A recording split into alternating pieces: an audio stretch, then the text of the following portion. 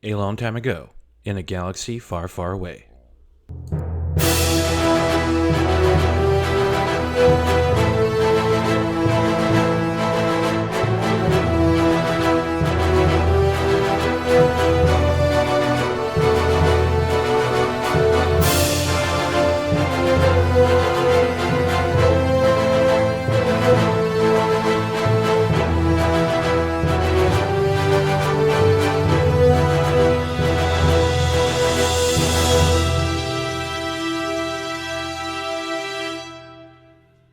Hey, everybody. Thank you so much for listening to our latest episode of For Light and Dice. This is the beginning of our fourth episode.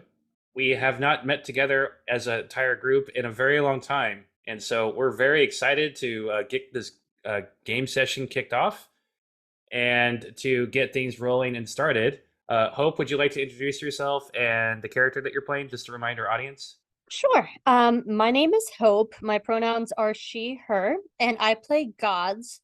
And her pronouns are also she, her. Love that. Colton? Yeah, hi.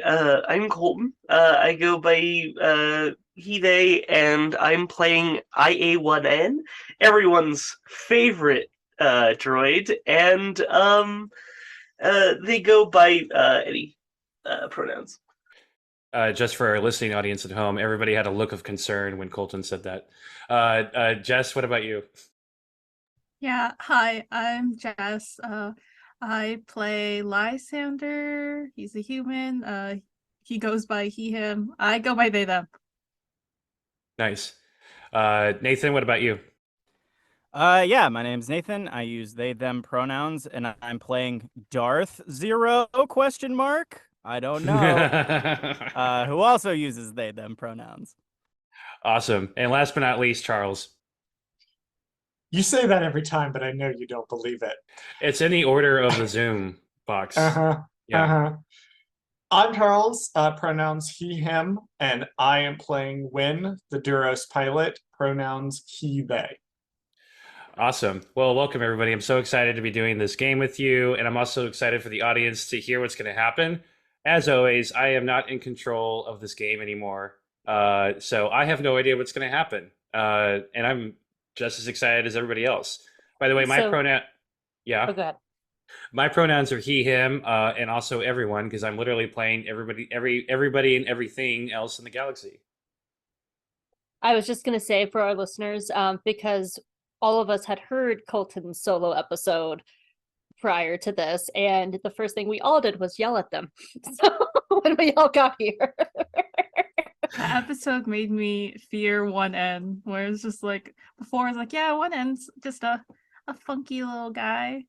And then I started being like, I am slightly concerned. Thank you, Colton. That was a fun time.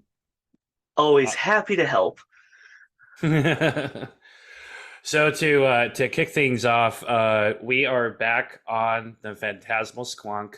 You all have just jumped into hyperspace, escaping the Nal Hutta system, and that is where we're gonna kick things off into the story. So, what do y'all do?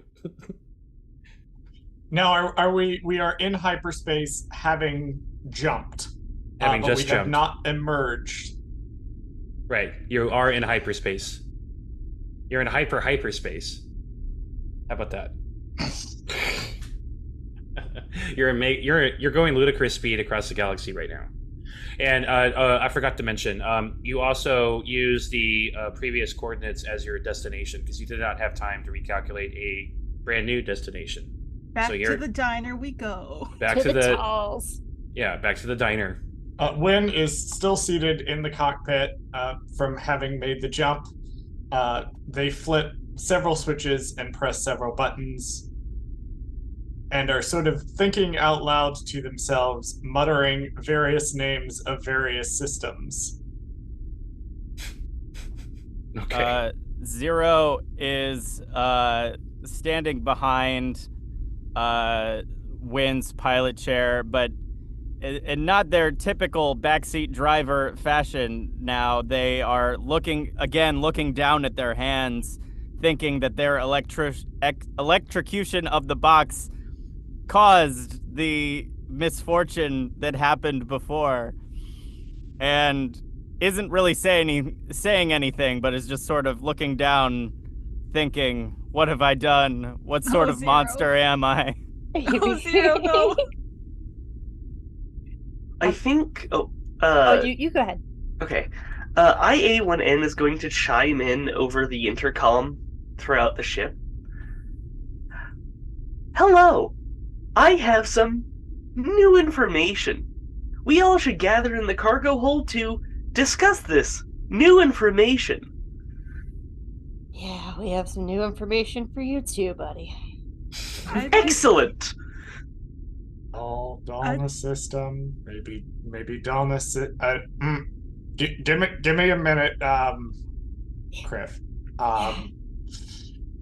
Hosnian Prime? No, not Hosnian Prime. Yeah. I'll just come over there in. I'm not making a decision on this right now. I'd like to think that Lysander was already in the cargo hold with Gonky. Not Gonky. Gonky is the Bad Batch Gonk. This is just Gonk. We could have a donkey too. No, they can't share the same name. We'll call him Steve. I'm Not kidding. Don't. Steve. No. But Lysander was actually sitting on Gonk and kind of just head in his hands, being like, oh, what have I gotten myself into? Maybe I shouldn't have left home. Zero will walk back and say, all right, I'll join you for the crew meeting, but maybe stand back. I don't know what I'm capable of. Yeah, Gaz is in the kitchen, and she is just kind of sorting out all the Nal Hutta seaweed bags that we got, and the bags of bugs and stuff that we got from the convenience store, and she is just keeping her hands busy right now. I just have to get a pot of water and the water and get it boiling. Why is this not working? She's just busying herself right now in the kitchen.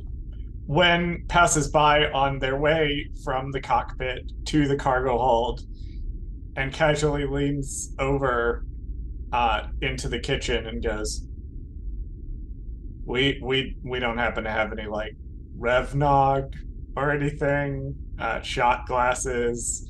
We don't have anything like that. Calf also good. She her little claw hands are shaking, and she just shakes her head. I don't think so, but I can look. Wynn sort of flashes a thumbs up, and she doesn't even look at Wynn. I feel like maybe we're gonna need something. I don't know what that something even is. Yeah, me too. And Wynn starts off towards the cargo hold again. Are you okay? And they kind of pause and kind of look back and think for a minute. Somebody's gotta be. Thank you. And with that, they continue on their way to the cargo hold. By the time you all get into the cargo hold together, you do notice that other than the furniture that you had acquired from Nal Hutta, there is a container that you don't quite recognize. It's big enough to fit a body. No! What in the crate's bit is that? This is trade goods that I acquired. The story starts. There are several words in that sentence I need you to define right off the bat. Certainly. Let's start with, quote, trade goods, and Wynn makes quotation marks with their fingers. Trade goods and, quote, acquired. Gonk. Thank you, Gonk, for clarifying. Lysander pats Gonk. the trade good is spice. Carillion spice. What? Acquired Wait, via trading. what? What did you trade? You mean like spice or like, Shrendrillin paprika spice? Spice. And I traded the corpse of an interloper who tried to steal our ship. Excuse me? His name was Chuck. When take several long, deep breaths in and out, I feel like that might not have been the most fair trade. I never said it was a fair trade. Merely a trade. Well, wait. Yeah, everyone be quiet for a second. I'm sorry. Who's Chuck? And why is Chuck dead? He told me he intended to steal this vessel. I could not let that happen, as I said I would protect this with my life. I mean, good that you did that, but you killed someone and then stole spice. Traded spice. With who? The Carillion freighter parked next to us. Okay. While I can say that I certainly understand the notion of protecting one's life and ship from not having either of those things, before we all immediately rush to discuss this particular acquisition, Can we freak out first? we should probably also talk about the other mudhorn in the room. Okay, we are No, freaking I don't out think first. we need to talk about that, actually. Can I say that during all of this, Zero would like to make an investigation check to look for a screwdriver. You don't have to make one. You can easily find tools that resemble screwdrivers everywhere. Okay, so while all this is happening, Zero picks up the screwdriver and has begun the process to remove one of their hands. Why? Whoa, wait, what are you doing, honey? I am a danger to myself and to others. Clearly, my hands are the problem. Oh, no. No, if there's any droid in the room that's a danger, it's certainly not you, Zero. Certainly not you. I killed a Hutt! No, at this point, we're all dangers. Gonk's the only innocent one among us that doesn't have blood on their hands. That we know of.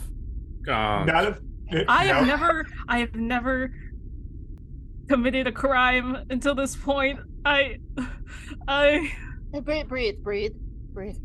To clarify, right? The Toops killed the Hutt. We just happened to put the Toops in the room with the Hutt, which are two very different things. Yeah, I think that morally and ethically, we have the high ground here. I do feel like the Hutt cartel might disagree on that point. I was about to say, like, Hutts have a love of semantics. As we all know, the Hutt justice system sure is fair and balanced and not at all rigged in favor of the ruling class. They're gonna kill us. No.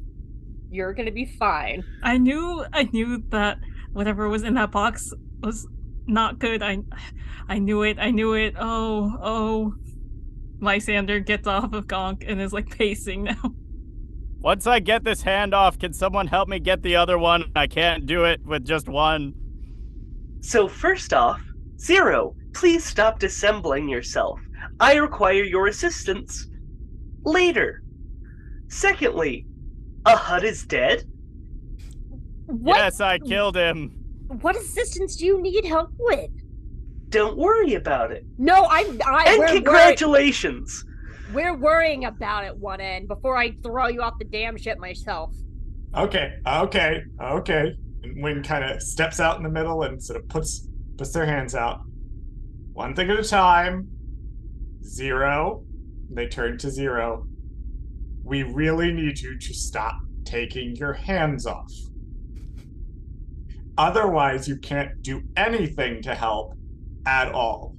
And you're hobbling yourself in detriment of the crew around you. So why don't you keep the hands on, and when we figure out what's happening, we can figure out a way to make sure that all your safeguards are in place. Okay? Okay. I suppose that makes sense. That computes. All right. Okay. But yeah, 1N, a hut is dead. I don't know if it was my fault. I electrocuted a box of worms, and then the worms killed the hut, so maybe I angered them in some way, or made them electric. I don't know. But unless your electricity can somehow turn a hut into some weird stonish looking ash, I'd say, wow, that's amazing, but I don't think you had anything to do with it, Zero, buddy. Yeah, Zero, it's not your fault. It's Jerry's fault. My money is on forgive my terminology here, but that criffing snake Wicker, I'll bet you anything that he knew exactly what was in the box. But didn't he say that he got the job from someone else? He was just a middleman, so it's probably whoever hired him, right? We're the fall guys here, I guess? Most likely. Which means we can't freak out from the fact that the hut is dead, and we now have a crate of unlicensed spice in the hold of the ship. I'm gonna need an hour of freaking out, and then I'll be fine. I think you have a minute and a half. Gonk. Yay. Can I... Okay.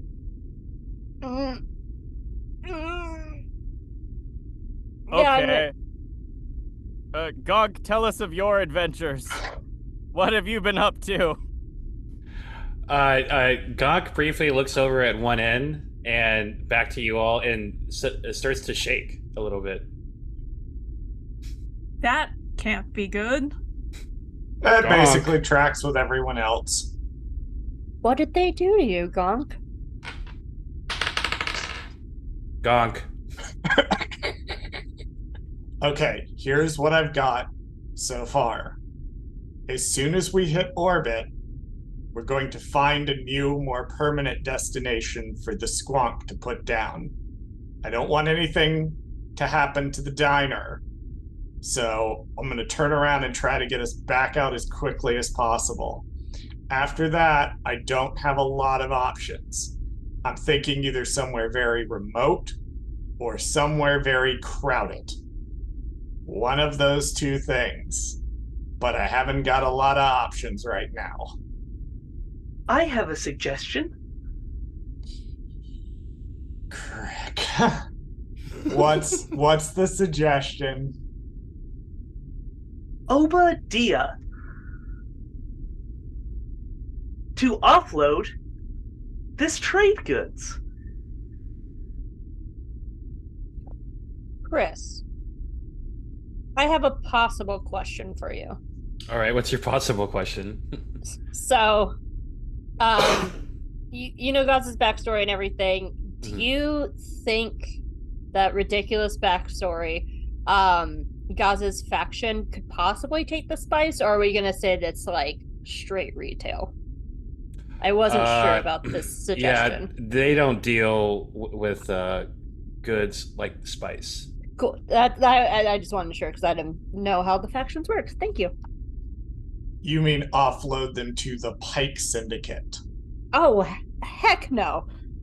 I figure we're already in hot water, metaphorically speaking, to one major crime syndicate. Why not try and get at least a tiny bit of protection from another? Yeah, and if that doesn't work out with them, So We're in the same position as what we started with. Okay, well then let's put it to our wonderful democracy we made up. I vote not doing that. I I agree don't with know what a Oz. Pike Syndicate is, so I'm going to abstain. They're not good. I vote no, but I also think 1N might have the right idea of picking somewhere that the Hutts don't necessarily have direct dominion. Maybe Where would that be exactly? Obadiah. Well, definitely not here in Hut space. yeah, When- first order of business is get out of Hutt space. When you remember when we were back in the bar and you were talking to those digger people? Didn't they mention a planet? They did when pulls out a data pad and pokes around a little bit. Jakku. They What's- mentioned planet called Jakku. Is that a good place, bad place? What are your thoughts on it? Chris, would you like me to roll anything to potentially have some knowledge of Jakku? Yeah, can you make me a pertinent knowledge roll for Jakku? What modifier would you like me to use? I'm looking that up, actually. It's a lore roll. That is a nat 20 plus 5.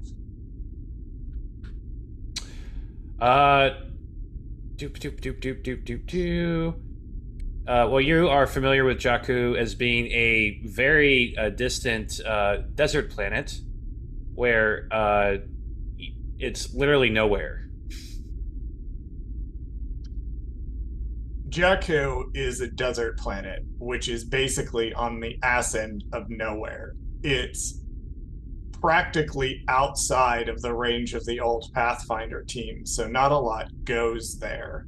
Some small settlements, mostly run by localized leaders, but there's not a whole lot out there. Some old temples, some things buried out in the desert, but nobody's ever bothered with Jakku long enough to unearth anything of value there. Doesn't old TV shows and, or I guess they'd be HoloNet. Doesn't HoloNet shows say that, like, out there is where people like to buy things? Maybe we could sell the spice there that doesn't have a crime syndicate stares at in one. Maybe we should ask the Squonk what it thinks. It is Wynn not gives- very communicative at the moment. Wynn gives Zero a very strange look. I just think, like, I don't know, it's been places that we haven't been, or, well, I suppose maybe I have been, I don't remember, but, it's probably been more places than any of us, so maybe it knows a good spot. Does anyone even know how to talk to the Squonk? I do. It does not like talking to me, though. Can't imagine why. Don't worry, I intend to fix that issue. How? With your assistance. Oh, is that what you were talking about before? Yes. I'd like to help too, if you don't mind. Make sure you buy it flowers first. If I can use your assistance, I will. Thank you, Lysander. Are there any objections to trying to jet over to Jakku and at least figure out what's going on? It's going to take several hyperspace jumps to get there. It's quite a ways out of the regular hyperspace lanes. Can Is we it- afford the fuel to go that I was about far? to say, yeah, do we have the fuel to go that far? I didn't realize it was that far out. Do we have the fuel to go that far, Chris? You are going to have to refuel at the diner station. Okay, well, if we're doing that, we'll have to refuel at the diner station. So, that being the case, we need to be in, out quickly, and don't cause them problems. Well, I guess in that case, we don't have to go to Jakku. We may not have much of a choice. Chris, do we have basically just fuel to get back to the diner? Or would we potentially have fuel to get closer? I don't like that you're rolling your dice. Yeah, you have the equivalent of a fourth of a tank left in your gas, your hyperspace gas tank. So you are going to have to refuel at the station, no matter what. We wouldn't be able to get anywhere outside of hut space before having to refuel our tank. I have a suggestion. Oh, force what now? I believe I know some people who are not on Obadiah, but rather on Coruscant, that might prove to be buyers for trade goods. Who are these friends of yours? Friends is a strong term. Okay, can you clarify who these people are? Yes. Go on. Your lack of explanation is kind of concerning, sweetie. I'm gonna need more information. Sorry, I was trying to come up with the character name and it just kept blanking. Luke with like 12 U's. There we go. Their name is L7Z. Oh, so another droid. Yes. And what does L7 do? They coordinate a crime syndicate. Oh, God. One N? Yes. Are you not a jizz whaler droid? How do you know all these crime syndicate people? I only began my passion of jizz recently. I used to be a protocol droid for... Oh god, what was his name? I wrote his name. Well, Colton looks this up. Can we roll to see if we believe them? Well, I believe they're telling the truth, but I'd also like to take this moment to remind the audience that this is an E for explicit podcast, and also jizz is canon. That's all I can say. Juanin is creating my favorite version of Among Us. Just saying. You can cut that out, Chris, but that's all I was thinking, because it's like playing Among Us with a droid. Okay, so I don't remember where I wrote it down, but do you remember the Hutt crime lord that IA went and worked for previously? What their name was? Chris? By chance? I'd have to... Oh, crap. I would have to find that. No, I do not remember. Okay, then let's just make a new name, shall we? One moment. Yule the Hutt. I previously worked for Yule the Hutt on Coruscant. That really sounds like you just made that up off the top of your head. I don't know what to tell you. That's their real name. What sort of work did you do for this hut? Translation. As in translating words to other words? Yes. Or translating alive to dead? I was thinking. Also, yes. Okay. Okay. Didn't Gonk. Thank you, Gonk. before we unalived our other hut, didn't he mention another hut that... I thought he mentioned his brother Zero. Not our good friend Zero here, but a hut Yeah. named Zero. Also a mama. Do you... Okay, One N, you seem to know a lot about huts. What can you tell us about this Zero person? Because I'm starting to think that guy kind of set us up. Zero, the hut, is a hut who currently lives on Coruscant. Go on. Great. Yule the hut disliked him for several reasons. Like what? He had more wealth. He had more position in society. He was generally not fun to be around at parties. Look, as much as I'm enjoying the interrogation of One in here, I do have to say that right now we have the problem of the creative spice that One in acquired, and they make air quotes, in our absence, in addition to what we were doing during that absence. If One in knows a way to make the spice someone else's problem, I say we at least entertain the notion. And if not, Coruscant is not the place that I would want to be. But it is a very big, big planet full of lots of people. I'm pretty sure that they're a killer. And you just want to blow over that? Let's just take the spice to Jakku and dump it in the sands and go on with our day. That would be a waste of trade assets. Well, how much can spice even cost? Like what, like 200 credits? It's one banana, Michael. What could it cost? $10? That's exactly what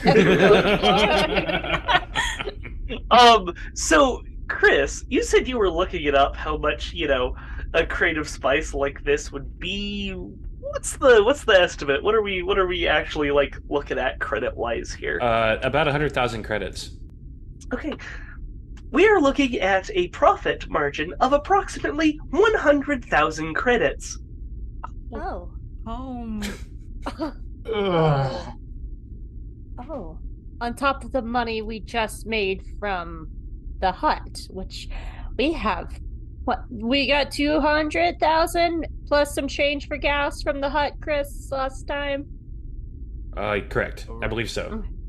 So we have 300,000 and 1,000 credits now. Well, Oh. we still need to transfer this trade asset into credits. Look, we gotta get rid of the trade asset at some juncture. Whoever owned that Corellian ship, if they're anything like the Corellians I know, they're not going to let that sort of thing go. So it's best for us to not have the spice. If they even survive. What if we just take it back to Corellia and return to Cinder? I don't think that's a good idea. Alright. How far is Obadiah from our destination? Because the question of the range of which we can travel and afford fuel and whatnot was brought up with Jakku. How far is Obadiah from where we're going? It's Obadiah is it's still in the outer rim, but it's on the other side of the galaxy. Technically, Jakku would be closer. I say we just go back to Coruscant and try to get rid of this. As much as I hate Coruscant, I kind of agree. Well, wouldn't an outer rim planet be closer than Coruscant? Because are we in the outer rim right now? Yeah, I guess it depends on your pilot navigational roles. Ultimately, to travel from outer rim to outer rim, there's a separate chart that you roll off of, and it's just generally more difficult to travel in the Outer Rim because there's more area. Lore-wise, at this point in history too, there's also clearer points to Coruscant via the hyperspace lanes. Yeah, So that's hyperspace awesome. That lanes makes between sense. different areas haven't been necessarily well mapped. But from the core to the Outer Rim has started to become much better mapped. Right. Mm-hmm. Yeah, most of the 5e charts are based on Imperial era hyperspace lanes. Well, we need to have come to a decision by the time we finish refueling the ship. We're not really, unless we're going to Coruscant, which we can probably do on our tank, but it's going to be a gamble. Wait, does those Republic people have ways of like beaming our ship and seeing what cargo we have? I don't know how this stuff works when. Chris, based on my background, can I just answer that question, or would you like me? Sure. There are ways of scanning, deep scanning ships, but they can't just like pop a scanner from ship to ship and tell exactly what's on. They'd have to board and do a very deep scan of the ship. They can do initial scans, but it's not going to tell them like what we necessarily have in every crate. The scans are just going to give them a basic information about the nature of the ship. We only have a problem with that if we get boarded. Which, so long as we don't act suspicious, I think it should be fine. So we're definitely getting boarded at some point. Chris, how long is our hyperspace journey? So this conversation just happened as we shortly after we jumped. So how long are we traveling? It's going to take about a cycle to get to back to the space station. Okay. Well, the immediate choice right now is between immediately recalculating and trying to get the Coruscant on what fuel we have left, or stopping to refuel, which gives us more options, but is more dangerous. I vote stop to refuel. I also vote stop to refuel. I would not like to run out of fuel and have to place a distress beacon. Yeah, let's stop to refuel. It gives us more time to think about what we really should do. Yeah, I agree. Stop and refuel. All right, then. Gonk needs to vote. Gonk. Gonk. There we go. And with that settled for the moment, Wynn walks out of the cargo hold, stops by the kitchen to pour themselves some cold calf that they found at the back of the fridge, and takes it to the cockpit. Because if there's one thing that Wynn needs right now, it is an iced coffee. Lysander leans over to Gonk and is just like, when I initially left home, I did not think I'd get wrapped up in spice and murder. Maybe we should have also left you at the diner. I think you'd be safer there, Gonk. Gonk. Gaz goes into the kitchen and is very quiet and trying to figure out the best way of making some sort of stew from the seaweed and the bugs and make it flavorful. I forgot you got seaweed and bugs. No. And she is keeping baby boy in mind and trying to see what spices are there and trying to make it somewhat flavorful for a human. But she very much keeps to herself on this one. 1N, you said you required my assistance? Yes, please join me in the engine room. All right, then.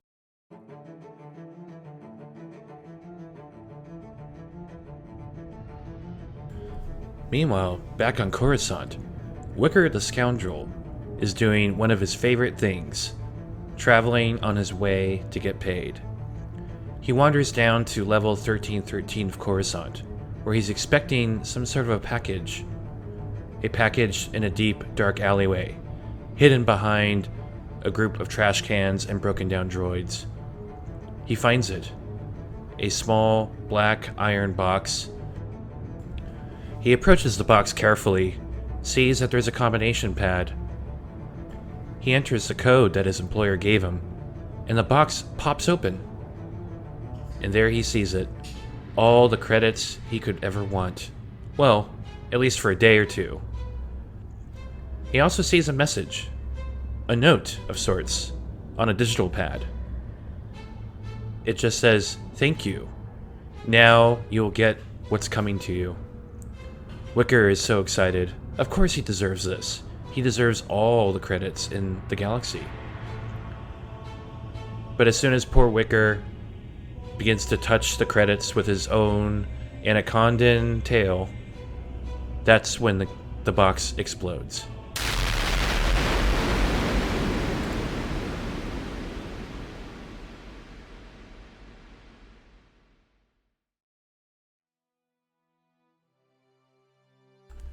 Hey everybody, thank you so much for listening to our episode of For Light and Dice.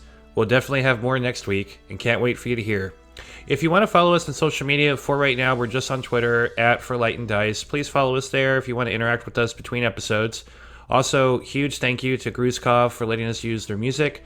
If you haven't already, please check out their music. They've composed entire albums worth of stuff based on the High Republic, and they're doing some really awesome projects outside of that. So please check them out.